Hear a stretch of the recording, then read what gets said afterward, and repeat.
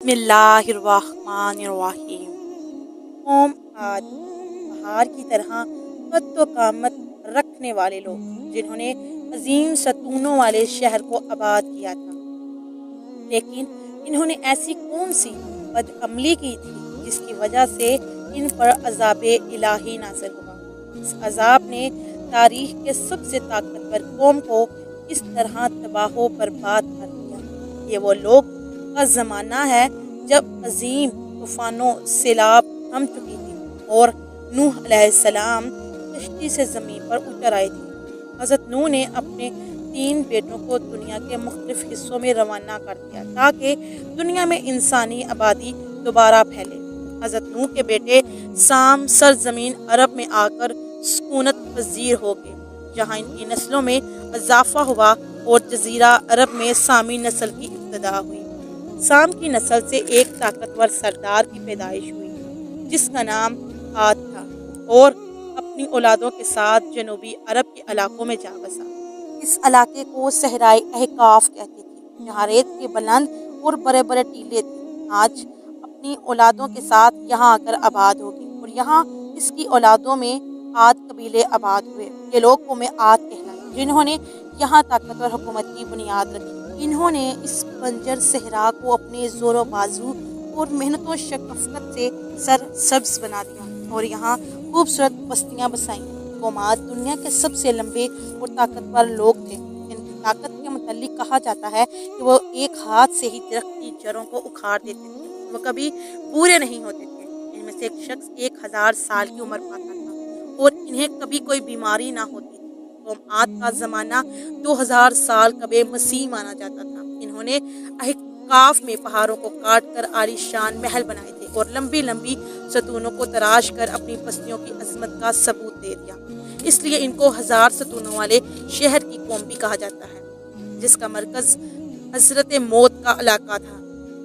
कौम आद खजूर के बागात के मालिक थे और खेती बाड़ी करने वाले थे और चट्टाने काट काट कर बड़ी बड़ी नहरें जारी करते थे। इस कौम को अगर इस दौर का सुपर पावर कहा जाए तो ये गलत ना होगा। कर्तबी की रवायत के मुताबिक हजरत इब्ने अब्बास का बयान है कि कौम आद के लंबे कद वाले आदमी 500 ज़र्रा का होता था और इनमें सबसे छोटे कद का 300 ज़र्रा का होता था। याद रहे कि एक ज़र्रा मौजूदा पैमाइश के मुताबिक तकरीबन 1.5 फीट का बनता है। तमाम नेमतों और रहमतों के बावजूद कौम आद अल्लाह के नाफरमान साबित हुए और दुनिया की मालो दौलत और ताकत व कुव्वत ने इन्हें सरकशी बना दिया। लिहाजा तूफ़ानी नूर के बाद कौम आद ही वो कौम थी जो सबसे पहले कुफ्र व शिरक में मुब्तला होकर बुतों की पुजारी बन गई। इनके 3 मखसूस बुत थे जिनके नाम हमूद, हब और समद थे। इनकी वो पूजा किया करते थे और इनसे मुरादें मांगते थे। शिरक के साथ बहुत जल्द ही ये लोग जहालत, गुमराही, बेहयाई, जना और फसाद में भर गए और बदअमलियों की तमाम हदों को पार कर दिया। लिहाजा अल्लाह ने कौम आद में से ही एक नेक और सालिया बंदे जिनका नाम हूद अलैहिस्सलाम था, इन्हें नबूवत अता की ताकि इस भटकी हुई कौम की इस्लाह की जा सके। हज़रत हूद अलैहिस्सलाम ने अहले आद को अल्लाह की इबादत की दावत दी और इन्हें शिरक से तौबा करने की तलकीन की। हज़रत हूद मुसलसल 50 सालों तक अपनी कौम को दीन हक की वज़ा व नसीहत फरमाते रहे। कौम आद के 2 कबाइल जिनका नाम कलमान और खलजान था, वो इनके पास कौम की सरदारी थी। इन्होंने हज़रत हूद की सबसे ज़्यादा मुखालफत की और आपको तकलीफ़ें पहुँचाई, लेकिन आखिरकार कबीला खलजान दावत हक पर ईमान ले आए, जबकि बाकी 12 कबीलों ने हज़रत हूद पर ईमान लाने से इनकार कर दिया। इन्होंने हज़रत हूद से कहा कि हम अपने बाप दादा का चलन हरगिज़ नहीं छोड़ेंगे। वो तकब्बुर व गरूर में डूब गए और इन्होंने अल्लाह को ललकारा और कहा कि अगर हम में से भी ज़्यादा कोई ताकतवर है तो उसे ले आओ। लिहाजा अब कौमी आद पर अजाब का फैसला करीब था। कई दिनों तक अहकाफ ने बारिश ना हुई, चश्म आबशार और नहरें खुश्क हो गई और हर तरफ सूखा पड़ने लगा। खेत खलियान बर्बाद हो गई, ज़मीन बंजर हो गई। आद के लोगों के बड़े बड़े बागात सूख चुके थे, मवेशी मरने लगे, यहाँ तक कि लोग पानी के लिए तरसने लगे। जब खाने को कुछ ना रहा तो ये लोग कुत्ते, बिल्लियाँ, चूहे और मर्दार जानवरों को खाने लगे। लिहाजा एक स्याह बादल मंडलाता हुआ अहकाफ के इलाके की तरफ बढ़ा, जिससे हर तरफ अंधेरा छा गया। ہود علیہ السلام نے جب یہ منظر دیکھا تو سمجھ گئے کہ اللہ کا وعدہ اب قریب ہے۔ حضرت ہود اپنے ماننے والوں کو ساتھ لے کر قطیرہ نامی بستی کی طرف چل دیے۔ جیسے ہی حضرت ہود نے عقاب سے ہجرت فرمائی، عذاب کی ابتدا ہو گئی۔ کالے بادل مزید سیاہ ہو گئے اور طوفان بھرپا ہو گیا۔ ایک تیز آندھی چلی جس نے سب کے دل دہلا دیے۔ اس سخت آندھی کے سامنے ہر چیز زمین بوس ہونے لگی۔ ہوا کے جھونکوں سے قوم عاد کی عظیم ستون ٹھہرنے لگے اور ان کے بڑے بڑے محلات اور گھر اڑا کر رکھ دیے۔ 60 ہاتھ کے قد اور افراد تنکے کی طرح ہوا میں اڑ رہے تھے۔ ہوا ان کے سروں کو اس زور سے ٹکراتی تھی کہ ان کے بیجے نکال کر منہ پر لٹک جاتے تھے۔ آندھی کا یہ عذاب اتنا سخت تھا کہ ہوا آگ کے بگولوں کی طرح گھروں میں گھس گئے اور ان کو اٹھا کر باہر پھینکتے تھے۔ اللہ نے تیز آندھی کے آس طوفان کو 7 راتوں اور 8 دنوں تک مسلسل جاری رکھا، اور اب احقاف کا وہ علاقہ جو کبھی جنت نظیر اور دل فریب ہوا کرتا تھا، صحرا اور تباہ شدہ زمین میں بدل چکا تھا۔ اگر اہل کتاب کی بات کی جائے تو ان کی کتابوں میں احقاف یا ارم کے متعلق کوئی تفصیلی ذکر نہیں ملتا، البتہ عہد نامہ قدیم میں نفیلیم نامی مخلوق کا ذکر ملتا ہے، جس کا ترجمہ اہل کتاب کے علماء کے مطابق انتہائی اونچے قد کے لوگ ہیں۔ لہٰذا میں نے ممکن ہو کہ اولڈ ٹیسٹمنٹ میں جس نفلیم کا ذکر کیا گیا وہ قوم عادی ہوں، اور بہرحال قوم عاد کا وہ علاقہ جس طرح تباہ و برباد ہوا، پھر 1000 سال تک تاریخ کے صفوں سے عاد اور ان کے علاقے کا نام ہی مٹ، اور لوگ ان کو میتھیم یا صرف عربی لوگ کہانی سمجھنے لگے۔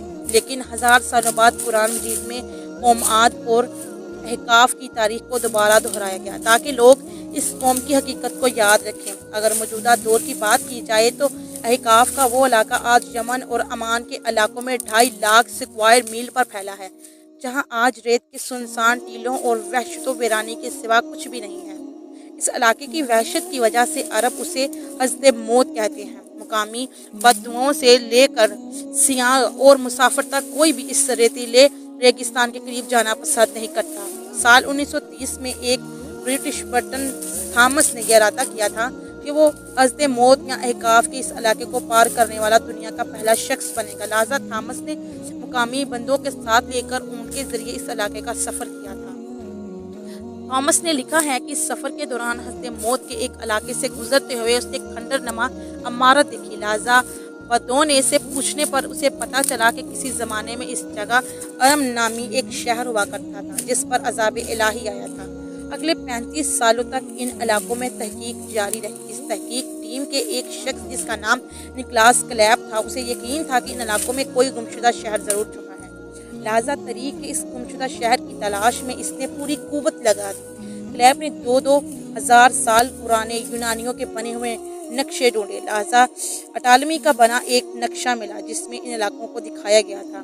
اب کلیپ کو یقین تھا کہ وہ اپنی تحقیق صحیح مقام پر کر رہا ہے۔ اپنی کوششوں اور سرکاری عہدیداروں سے بہت منتوں سماجت کے بعد آخرکار کلیپ کو سیٹلائٹ کی تصویر دے دی گئی جس نے حضرت موت کے اس علاقے کے نیچے دبے 2000 سال پرانی پلر ٹاورز، راستے اور ستون کے آثار ملے، جس سے یہ اندازہ لگایا جا سکتا ہے ان علاقوں میں کوئی قدیم سوشلائزیشن ضرور آباد ہوا کرتی تھی۔ سوال یہ اٹھتا ہے کہ وہ کون سی ہوا تھی جسے قوم عاد کے اتنے قد اور تیز قامت لوگ تنکے کی طرح اڑ رہے اور ان کے عظیم النشان ستون اور محلات تباہ ہو گئے، ریت کی طرح بکھر گئے۔ جدید سائنس کی تحقیق پر شاید اس سوال کا ایک بہترین جواب ہو سکتا ہے۔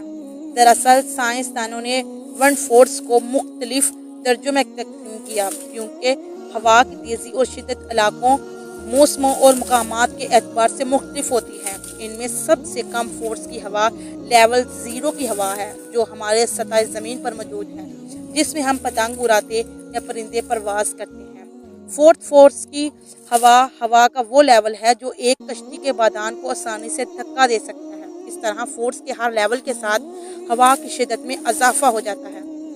تحقیق کے مطابق ہماری زمین کے مقابلے میں دوسرے سیاروں پر چلنے والے ہوا تیز ترین ہوتی ہے۔ اگر اس کائنات میں سب سے زیادہ تیز چلنے والی ہواؤں کی بات کی جائے تو وہ جدید دریافت کے مطابق IJR نامی بلیک ہول کے گرد چلنے والی ہوائیں ہیں۔ یہ ہوائیں 3 کروڑ 20 لاکھ کلومیٹر فی گھنٹہ کی رفتار سے چل رہی ہیں، جو روشنی کی رفتار کا تقریباً 3% حصہ ہے۔ اس رفتار سے چلنے والی ہواؤں میں شاید انسان کے خون کے خلیت تک بکھر جائیں گے۔ ہوا کے اس فورس سے یہ اندازہ لگایا جا سکتا ہے کہ قوم عاد پر آنے والا وہ طوفان کس قدر سخت اور دل دینے والا تھا۔